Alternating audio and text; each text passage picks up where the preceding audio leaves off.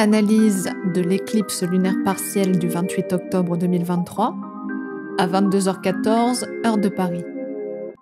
Bonjour à tous et bienvenue pour cette analyse de pleine lune et d'éclipse lunaire partielle et qui signe la dernière dans l'axe Taureau-Scorpion, puisque la première avait débuté le 19 novembre 2021.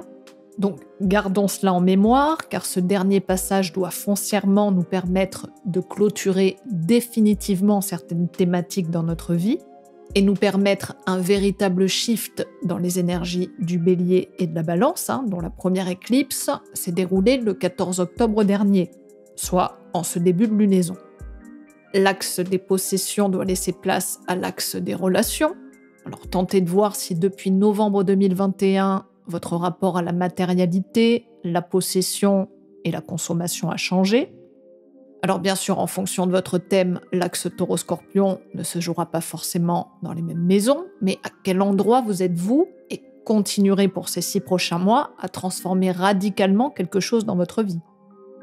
Cette éclipse est, comme nous le voyons dans cette carte, constituée de Jupiter d'un côté et de Mars et Mercure de l'autre, ce qui vient amplifier les énergies de cette dernière. Vénus, le maître de cette éclipse, fait ici face à Neptune rétrograde dans les Poissons, qui prendra une place relativement prépondérante puisqu'il forme aussi un aspect avec Mars, le premier maître du Scorpion. Alors, ne perdons pas une minute car toutes ces configurations ont beaucoup de choses à nous dire, d'autant plus dans un contexte collectif relativement intense et forcément déstabilisant. Alors, ne cédons pas à la peur, aux excès émotionnels, mais sachons faire preuve d'une grande rigueur, autant intellectuelle, émotionnelle que spirituelle. Allez, c'est parti. La pleine lune se trouve sur le 5e degré 03 du Taureau. Son degré sabian nous dit « un pont suspendu au-dessus d'un abîme ». La dominante est de vaincre l'isolement grâce à un travail de groupe. Dans un contexte où les conflits et les divisions semblent se multiplier, ce pont suspendu devient le symbole de notre défi collectif, celui de surmonter nos différences et de construire des connexions malgré les gouffres qui nous séparent.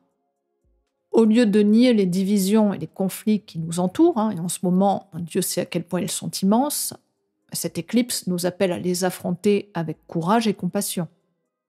Le pont que nous construisons n'est pas fait de naïveté, mais de résilience. Il représente notre capacité à regarder en face l'obscurité qui peut habiter nos cœurs et nos sociétés, tout en travaillant activement à créer des solutions, à réparer les liens brisés et à offrir un espace pour la compréhension mutuelle. D'un point de vue spirituel, ce pont suspendu devient une métaphore puissante de notre connexion universelle, puisqu'il symbolise notre capacité à transcender les barrières physiques et émotionnelles, à reconnaître que malgré nos différences apparentes, nous sommes tous interconnectés dans ce vaste tissu de l'existence. Philosophiquement, ce degré sabian souligne l'importance des obstacles dans notre évolution. Les moments difficiles peuvent être des opportunités de croissance et de transformation. Le pont représente notre capacité à créer des solutions, à transcender les difficultés et à élargir nos horizons. C'est donc un appel à repenser notre manière d'aborder les défis pour les voir comme des opportunités de renforcer notre humanité commune. Plus psychanalytiquement, cet abîme peut symboliser l'inconscient, les parties les plus sombres et inexplorées de notre psyché. Le pont devient alors le processus thérapeutique, la connexion entre notre conscient et notre inconscient.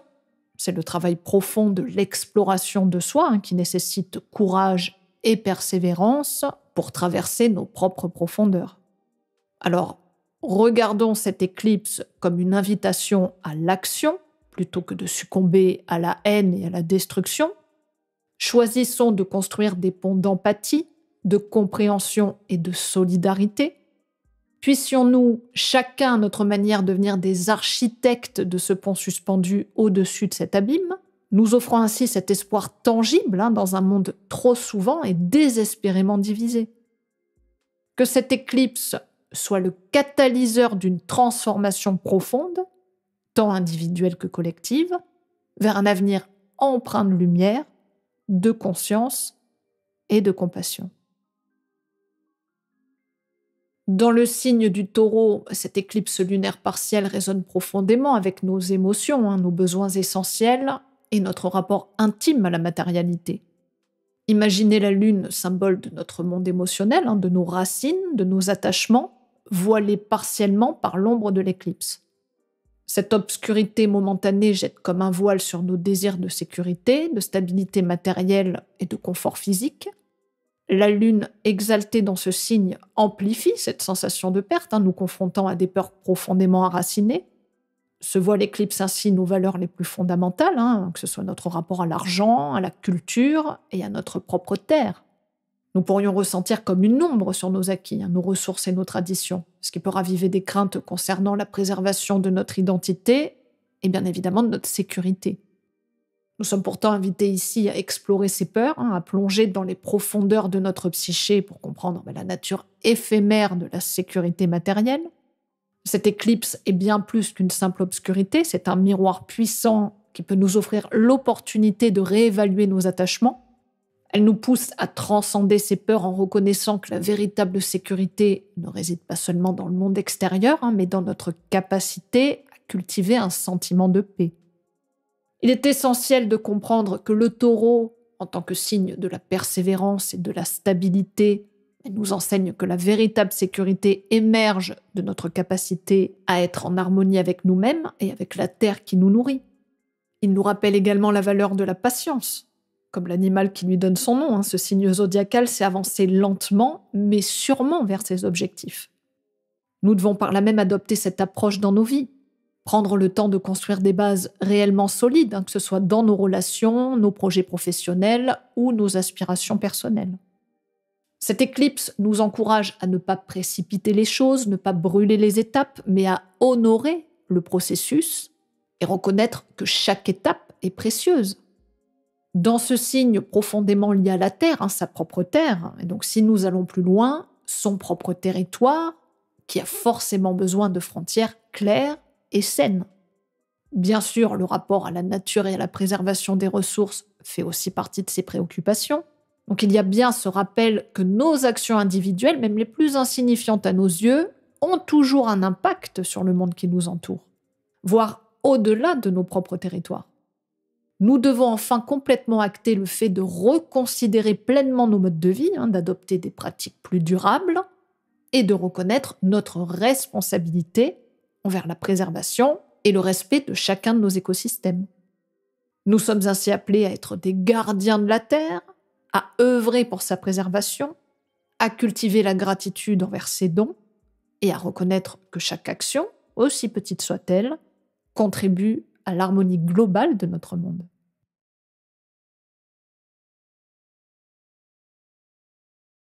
Commençons par observer la conjonction entre cette pleine lune éclipsée et Jupiter rétrograde en Taureau.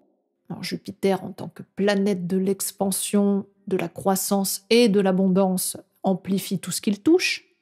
Cependant, sa rétrogradation suggère un processus de réévaluation, de révision et de réflexion profonde sur ces thèmes. Alors ici, en conjonction avec la lune éclipsée, Jupiter amplifie nos émotions, nos besoins de sécurité et nos désirs de stabilité. Cette conjonction rétrograde peut signifier que nos croyances profondément enracinées concernant la sécurité financière et émotionnelle sont mises en lumière. Donc nous sommes confrontés à des questions importantes sur ce que signifie vraiment la richesse et l'abondance dans nos vies, non seulement sur le plan financier, mais aussi sur le plan émotionnel et spirituel. Nous pourrions même y rajouter sur l'aspect sensuel des choses.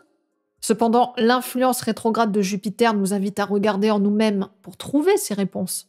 Donc c'est un appel à l'introspection profonde, à la reconsidération de nos croyances limitantes et à l'exploration des racines de nos désirs de sécurité.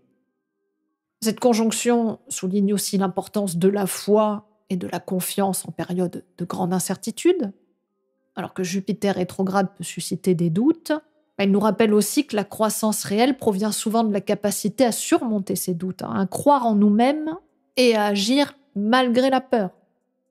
Dans cette carte, l'éclipse est en maison 11, ce qui souligne l'importance des alliances et des partenariats. Ça peut aussi signifier que nous sommes collectivement appelés à réévaluer nos relations avec d'autres nations, à examiner nos alliances et à travailler en collaboration avec des groupes sociaux ou diverses organisations pour atteindre des objectifs en commun. La rétrogradation de Jupiter pousse aussi à réfléchir sur les valeurs fondamentales qui sous-tendent ces relations. Donc il peut y avoir un besoin de renforcer les liens avec des partenaires fiables, tout comme de reconsidérer tous ceux qui pourraient ne plus être alignés avec les idéaux nationaux. Les questions liées à la paix publique, aux réformes législatives et aux objectifs sociaux peuvent être au premier plan. Les décisions prises au niveau législatif peuvent également avoir un impact significatif sur la stabilité sociale et la paix publique du pays, ce qui en ce moment même est profondément et indéniablement remise en question. Jupiter doit être vu ici comme un révélateur capable de nous faire accéder à de véritables prises de conscience, qui ne peut se faire qu'en prenant beaucoup de hauteur de vue. Cette conjonction nous invite à non pas nous refermer sur nous-mêmes, mais à élargir nos croyances et nos conceptions. Alors si d'entrée de jeu, cette conjonction peut raviver de profondes insécurités, de sérieux manques, ce n'est que pour nous aider à aller y voir, s'y confronter. Et c'est bien pour ça que le Soleil en Scorpion, conjoint à Mercure et à Mars, se positionne juste en face. Dans l'intensité du Scorpion, le Soleil, Mercure et Mars agissent ici comme des torches qui peuvent éclairer les coins les plus sombres de notre psyché, individuelle comme collective, pour aller au-delà des apparences et de ce qui n'est pas accessible à nos 5 sens liés au Taureau. Ce Soleil en Scorpion qui symbolise notre essence intérieure nous invite à plonger dans cette introspection. Sa lumière doit nous aider à révéler nos motivations cachées, nos désirs enfouis, mais aussi nos peurs les plus refoulées. Cette plongée dans l'obscurité ne doit pas être vue comme une descente aux enfers, mais elle doit plutôt être considérée comme un voyage initiatique vers l'acceptation de soi, tout comme du monde qui nous entoure. Il y a donc cette nécessité à ne pas faire l'autruche, tout comme à ne pas céder à la placidité naturelle et parfois naïve du Taureau non évolué, qui par peur de voir son environnement ébranlé, peut pécher par manque de courage ou par une sorte d'immobilisme totalement contre-productif. Les événements actuels, cruels et violents, sont des miroirs tendus devant nous. Fuir serait se priver d'une opportunité précieuse, celle de nous comprendre profondément, de réaliser notre interconnexion inévitable avec le monde qui nous entoure. Il y a un appel vibrant à ne pas céder à la complaisance, mais à embrasser le courage de regarder en face. C'est dans cette confrontation que réside notre potentiel de transformation et d'évolution. Accepter ce défi, c'est ouvrir la porte à une croissance intérieure, à une connexion plus profonde avec nous-mêmes et avec l'univers tout entier. Notre véritable nature, comme toute chose, est faite d'ombre et de lumière, de beauté et de laideur. Accepter cette ambivalence en nous et à l'extérieur peut nous permettre une plus grande tolérance, une plus grande ouverture d'esprit et aussi une plus grande acceptation des événements. Cela peut nous libérer de la vision binaire et trop souvent caricaturale du monde, qui divise les gens en gentils et méchants, en ceux qui ont le droit et ceux qui ne l'ont pas. Cette division qui s'amplifie de plus en plus nous affaiblit collectivement. Et de plus, elle nous consume lentement. En embrassant notre propre dualité, nous pouvons créer un espace pour le dialogue, la compréhension mutuelle, et finalement pour la guérison. C'est dans cet espace entre l'ombre et la lumière que la véritable transformation peut avoir lieu, ce qui peut nous conduire vers un avenir où l'unité, la compassion et la coopération prévalent sur la division et la haine. Mercure et Mars, tous deux conjoints très collés serrés, non loin du Soleil, ajoutent une dimension encore plus profonde à cette exploration dans nos enfers intérieurs. Nos pensées et nos paroles peuvent se teinter d'émotions brutes, nous encourager à des conversations intenses, parfois provocantes, mais réellement transformatrices. C'est par l'analyse critique et perspicace que nous serons en mesure de creuser au-delà des apparences, notamment pour comprendre les véritables tenants et aboutissants. Mars en Scorpion, l'impétueux guerrier, amplifie cette volonté, cette détermination, ce qui peut nous doter d'une force incroyable pour nous battre pour ce en quoi nous croyons. Cela dit, gardons en tête que dans ce signe, cette énergie doit être canalisée. Nous devons un vrai contrôle de soi, une gestion de nos impulsions, car les réactions peuvent avoir des conséquences profondes et parfois irréversibles. C'est une énergie qui peut être utilisée pour des changements personnels et sociaux positifs, mais elle nécessite une direction claire et surtout une conscience aiguë de nos actions. L'opposition entre ces deux maisons, la 5 et la 11, souligne le défi de concilier les besoins émotionnels et sociaux, les désirs de sécurité, d'appartenance et d'harmonie sociale en 11, qui sont confrontés aux exigences de l'expression individuelle authentique et parfois tumultueuse et intense, en 5. Donc il y a cet équilibre délicat à trouver entre nos aspirations collectives et nos impulsions individuelles. Cette configuration nous encourage à explorer la façon dont nos relations sociales et nos aspirations communes peuvent être des canaux pour notre expression créative et vice-versa. Alors oui, cela nécessite un travail intérieur profond, beaucoup d'honnêteté émotionnelle, car les dynamiques sociales peuvent devenir des miroirs réfléchissant nos peurs et nos désirs les plus intimes. Si nous sommes en mesure de naviguer avec courage dans cet espace entre expression individuelle et harmonie sociale, des transformations profondes et durables peuvent émerger, ce qui pourrait contribuer ainsi à l'évolution collective et personnelle, et comme le précise le degré Sabian, à jeter des ponts entre les rives. À présent, regardons où se trouve le maître de cette éclipse, à savoir Vénus, qui ici se situe à l'opposition applicante de Neptune rétrograde en Poisson. Cette configuration peut créer une tension entre notre désir de stabilité, de précision et de perfection en Vierge, et la tendance à idéaliser l'amour, les relations et les valeurs. Nous pourrions être enclins à voir les choses à travers des lunettes roses, idéalisant nos relations, nos désirs, nos plus hautes aspirations, ce qui peut bien évidemment conduire à des déceptions ultérieures. Cela dit, cette opposition nous offre également une opportunité de transcender les limites de la réalité matérielle, Vénus en Vierge, et de se connecter à un amour plus profond et spirituel par Neptune en Poisson. Cela peut signifier l'ouverture du cœur à des formes d'amour inconditionnelles et compassionnelles, au-delà des apparences extérieures ou des détails triviaux. C'est un appel à voir l'amour et les valeurs au-delà des imperfections et des défauts, à reconnaître la beauté dans l'imperfection et à cultiver une compassion sincère envers soi-même et les autres. De plus, cette rétrogradation neptunienne en Poisson vient nous offrir une opportunité profonde pour réévaluer notre rapport à la foi, à la spiritualité, indépendamment de nos croyances personnelles. Dans le contexte actuel marqué par des conflits idéologiques et des divisions religieuses, cette rétrogradation souligne la liberté fondamentale de croire ou de ne pas croire. Elle nous invite à nous interroger sur nos pratiques religieuses, spirituelles, philosophiques, à explorer la nature de notre foi et à comprendre que la spiritualité, la vraie, est avant tout une expérience personnelle, profondément enracinée dans notre liberté individuelle. Peu importe notre orientation, que nous soyons croyants fervents ou sceptiques, cette liberté de croire ou non est un élément unificateur. Elle rappelle que chacun de nous a le pouvoir et la responsabilité de définir sa propre relation avec le sacré, indépendamment des dogmes religieux ou des pressions sociales. Dans cette période de rétrogradation, il est précieux de se libérer des illusions et des manipulations qui peuvent entourer la foi, que ce soit envers un dogme, une patrie ou une idéologie. C'est une invitation à explorer notre propre connexion avec le divin, avec la compréhension que cette relation est unique et personnelle pour chacun et que nous devons le respecter.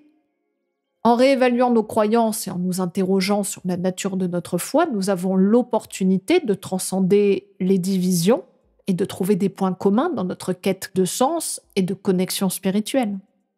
Cette réflexion collective sur la liberté de croire ou de ne pas croire peut servir de base solide pour bâtir des ponts d'empathie, de compréhension mutuelle et de respect entre les différentes croyances et perspectives.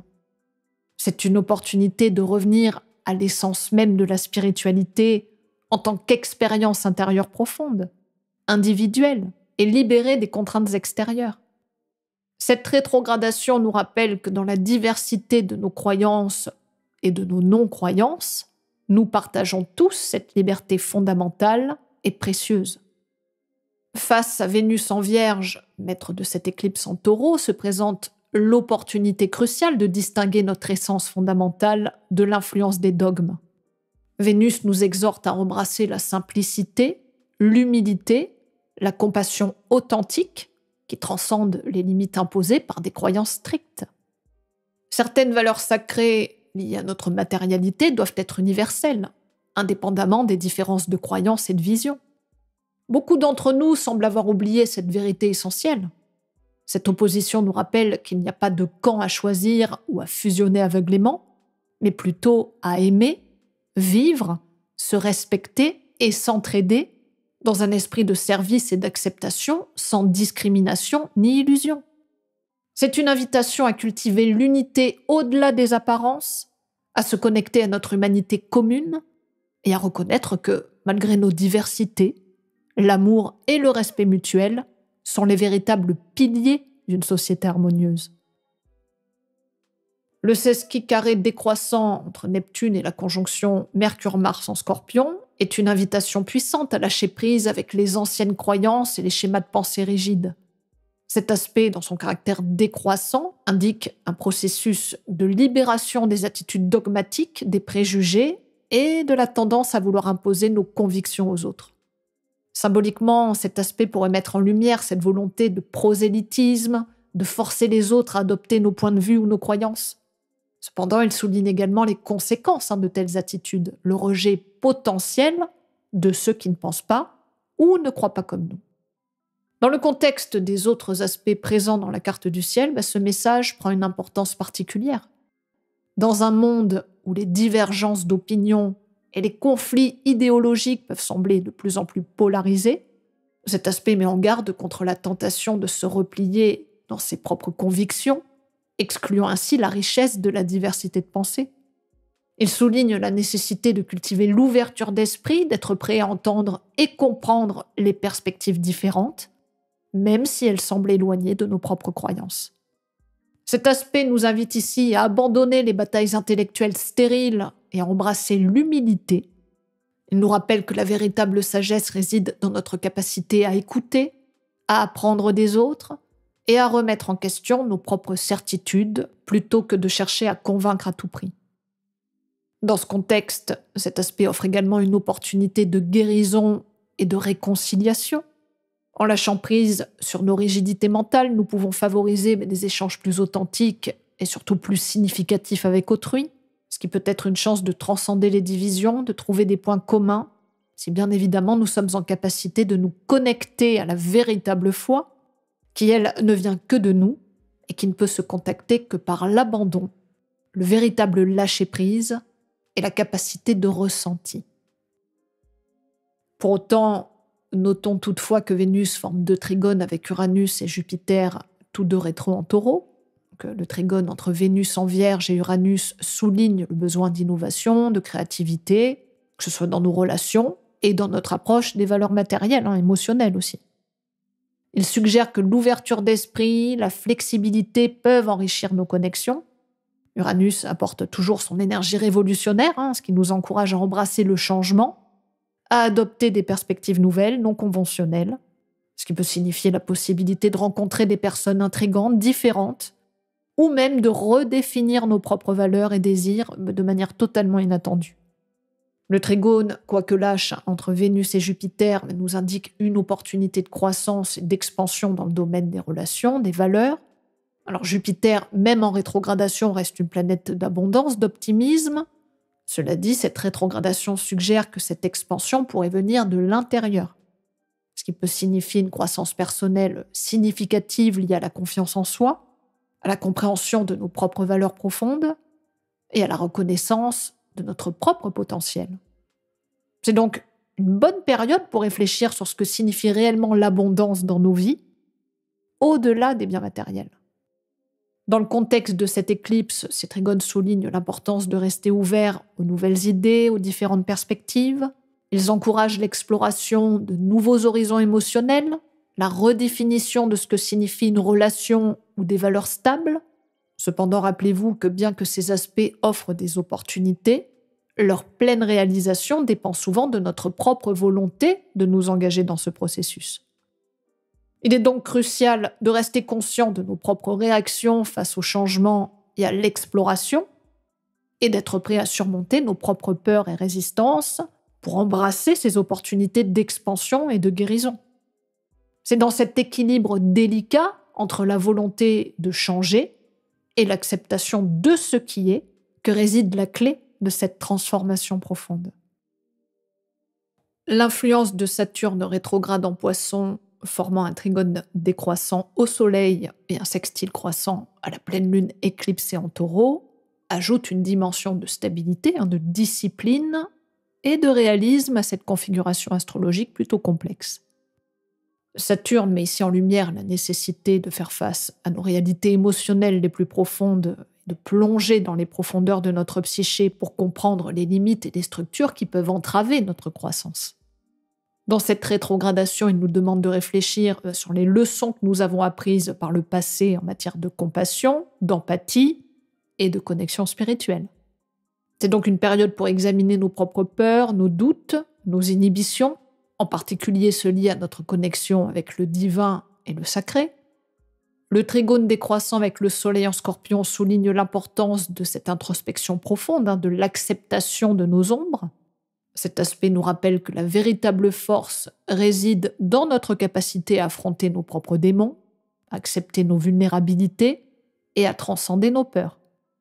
Saturne nous pousse à embrasser notre nature spirituelle d'une manière réaliste et pragmatique. Ici, théorie et pratique peuvent fonctionner ensemble, encore faut-il se donner la peine de l'activer pleinement dans notre vie. Le sextile croissant à la pleine lune éclipsée en Taureau apporte quant à lui une opportunité de concilier nos besoins émotionnels et spirituels avec les exigences de la réalité matérielle. Cet aspect suggère que la croissance spirituelle et émotionnelle peut être harmonisée avec la stabilité matérielle et les responsabilités du quotidien, ce qui peut là encore nous offrir cet équilibre entre notre recherche intérieure de sens et nos engagements pratiques à l'extérieur. Il y a toujours cet encouragement à intégrer nos idéaux dans notre vie, à vivre nos valeurs les plus profondes d'une manière tangible et concrète, car la véritable foi ne peut s'éprouver et surtout se renforcer qu'à travers l'expérience et les défis rencontrés. Nous avons tous des idéaux, des désirs immenses et pour beaucoup d'entre nous un appel irrésistible à fusionner ensemble dans la paix et l'harmonie. Et pour autant, que ce soit dans nos vies comme dans le monde, nous pouvons régulièrement nous apercevoir à quel point nous en sommes loin. Alors, nous avons deux options, soit le déplorer simplement et nous réfugier dans la haine de l'autre ou le déni, soit, et à mon sens la meilleure option, même si plus exigeante, à ne pas le subir en nous victimisant, mais en acceptant d'y jouer pleinement et activement notre rôle en responsabilité. Il ne suffit pas d'espérer le monde tel que nous le souhaitons, mais de l'incarner pleinement. Combien d'entre nous sommes réellement capables de manifester concrètement et auprès des autres nos meilleures intentions, c'est-à-dire celles que nous aimerions tant voir se manifester de la part de l'extérieur vis-à-vis de nous? Que celui qui n'a jamais péché jette la première pierre, disait Jésus à tous ceux qui souhaitaient lapider une épouse infidèle aux lois de sa caste. À quel endroit de notre vie sommes-nous parfois tentés d'en faire de même? Cette éclipse, certes très complexe, est à mon sens hautement spirituelle. Et quand je parle de spiritualité, ce n'est pas au dogme que je pense, c'est à celle toute simple, toute bête, que nous pouvons tous, quelle que soit notre culture, notre classe sociale, appliquer dans son quotidien. Le rapport au sacré n'est pas de vouer un culte à un dieu, une nation, une philosophie, une doctrine. Le rapport au sacré, c'est simplement honorer le vivant, chacun de nous. Et ce vivant, nous le retrouvons partout autour de nous, que ce soit auprès des hommes, mais également dans le règne animal, végétal. L'axe taureau-scorpion est souvent associé à celui des possessions, c'est vrai, mais il fait aussi référence à celui de la vie et de la mort. Qu'emportons-nous tous à la fin de notre voyage sur cette terre? Nos possessions matérielles ou la somme de nos expériences émotionnelles, et qui dans tous les cas ne se fait jamais seule, mais en lien avec nos compagnons de route, tout comme nos supposés ennemis? Nous voilà arrivés à un moment crucial et sur lequel nous avons la possibilité de nous libérer franchement pour accéder à un autre niveau, Alors certes, ce dernier ne sera pas le dernier, il y aura également des défis, mais le but du voyage n'est pas la destination, mais ces différentes étapes. Et nous sommes obligés de passer d'une étape à une autre. À la date de cette éclipse, nous obtenons le numéro 9, qui symbolise l'achèvement d'un cycle, l'accomplissement et la sagesse acquise à travers l'expérience. Il nous rappelle que chaque étape de notre voyage a sa valeur propre et nous prépare pour la suivante. L'arcane de l'ermite, dans le tarot de Marseille, évoque la recherche intérieure, la solitude volontaire et non pas l'isolement, pour trouver la lumière de la vérité. Donc c'est bien qu'il y ait une invitation à plonger profondément en nous-mêmes, à écouter la voix silencieuse de notre âme et à suivre la lumière de notre propre sagesse intérieure. En fin de compte, cette éclipse nous appelle à embrasser pleinement notre humanité, avec toutes ses imperfections et ses défis, et à reconnaître que c'est précisément dans ce processus que réside la beauté de notre existence. C'est seulement en honorant le vivant en nous et autour de nous, en cultivant l'amour et la compréhension mutuelle, que nous pouvons réellement incarner cette paix et cette harmonie que nous aspirons à voir dans le monde et qui sera à même de nous aider à construire des ponts. Et nous voilà arrivés à la fin de cette analyse, qui une fois de plus mériterait d'être étayée, développée, analysée durant des heures entières, mais il me semble que chacun doit pouvoir individuellement creuser en son fort intérieur pour y détecter toutes les richesses et les défis qui, ne l'oublions pas, nous permettent de rester en vie. Je vous remercie d'avance pour vos messages, vos pouces et vos réflexions. Si vous souhaitez une consultation, je vous invite à faire un tour sur mon site. Permettez-moi de vous souhaiter une éclipse lunaire intense, mais bien canalisée. Et je vous dis à très bientôt pour de nouvelles aventures astrologiques.